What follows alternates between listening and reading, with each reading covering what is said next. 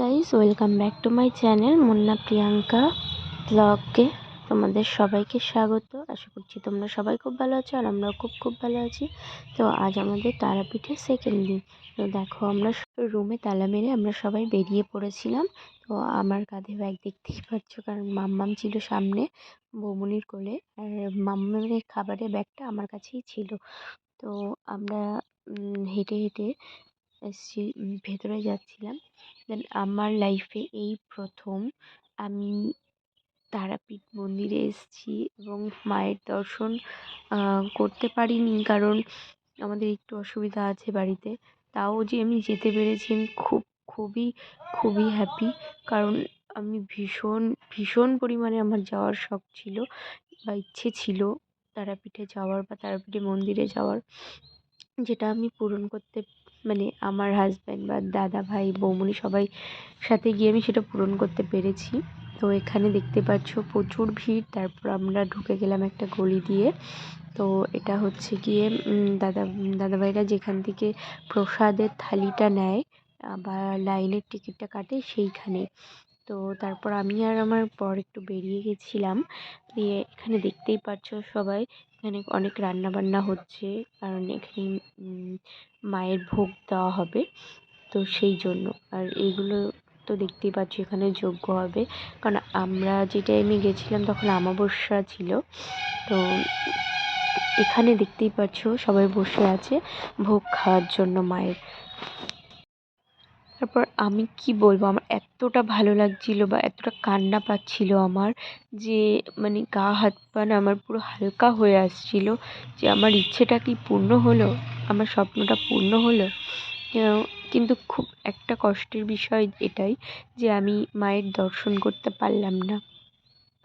তো তারপর দেখতেই পাচ্ছ ওখান থেকে আমরা বেরিয়ে একটু এখানে সব কিছু ছবি টবি তুলে নিলাম। তুলে নিয়ে তারপরে তো দেখতেই পাচ্ছ কত লাইন, এখানে সবাই লাইন দিচ্ছে পুজো দেওয়ার জন্য। তো এখানে আমরা একটু ভিডিও করে নিলাম, ছবি তুলে নিলাম। আমি তো ভীষণ খুশি ছিলাম। তারপরে কি করব বুঝতে না পেরে এখানে অনেকক্ষণ দাঁড়িয়ে তারপর আমরা একটু বাইরের দিকে বেরিয়ে যাচ্ছিলাম, কারণ বাইরে গিয়ে দেখছিলাম যে কিছু কেনাকাটি করা যায় কি না, সেই জন্য আমরা বাইরের দিকটাতে বেরাচ্ছিলাম। তো এখানে এতটাই ভিড় ছিল, মানে কি বলবো। আর প্রচুর লোক এখানে বসেছিল খাবার, মানে ভোগ খাওয়ার জন্য। দেন তারপর আমরা বেরিয়ে গেছিলাম, বেরিয়ে কেনাকাটি করতে শুরু করেছি। আর আমার এই ঠাকুরগুলো খুব পছন্দ হয়েছে। তো ওই কৃষ্ণ ঠাকুর, রাধাকৃষ্ণ মূর্তি, তো এই ফ্রেম নিয়েছিলাম 4টে না 5টা। আর বড় একটা শিব ঠাকুরের ফটো নিয়েছিলাম, আর কালী ঠাকুরেরও একটা ছবি নিয়েছিলাম। দেন তারপর এটাই জিজ্ঞাসা করছিলাম, মানে সব দেখছিলাম, এত ভাল লাগছিলো, আমার আদিযোগীটা খুব পছন্দ হয়েছিল। দেন তারপরে আমরা রুমে গিয়ে ফ্রেশ হয়ে আবার সন্ধ্যাবেলার দিকে আবার একটু বেরিয়ে পড়ি, কারণ আমি তো কখনো শ্মশানের এই দিকটাতে যাইনি, মানে আমি তো এখানে আসিইনি, এটাই আমার লাইফে প্রথম। তো দেখো রাত্রেবেলা মন্দিরটা কত সুন্দর লাগছিলো দেখতে। দেন আমি হাঁটছিলাম, আমার গাটা না পুরো হালকা হয়ে আসছিল, যে আমার মনের ইচ্ছাটা পূর্ণ হয়েছে, সেটাই আর কি। তো আমি, মানে কি বলবো, আমি কান্না থামিয়ে রাখতে পারছিলাম না, এত কান্না পাচ্ছিল, এত খুশি বা এত আনন্দ হচ্ছিল আমার, মানে কি বলবো। দেন তারপর আমি তো সেইভাবে দেখতেও পাচ্ছিলাম না রাত্রেবেলা।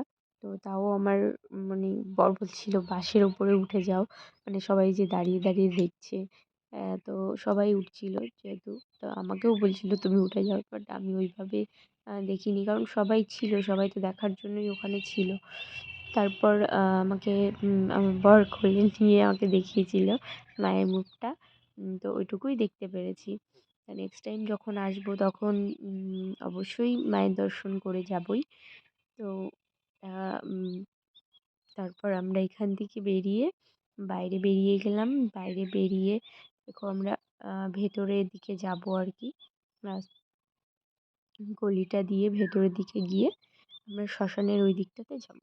তো এখানে সমস্ত রকমই দোকান আছে বা সমস্ত রকম তোমরা সবাই গেলে বুঝতেও পারবে বা গেছো কি না আমি তো বলতে পারবো না। বাট আমার আদিযোগীরটা আমার খুব পছন্দ হয়েছিল।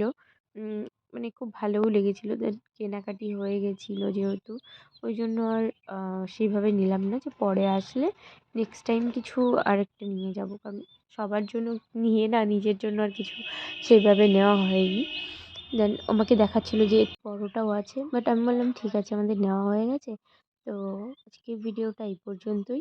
ভালো লাগলে লাইক কমেন্ট শেয়ার সাবস্ক্রাইব করে দিও। দেখা হবে নেক্সট ব্লগে। টাটা।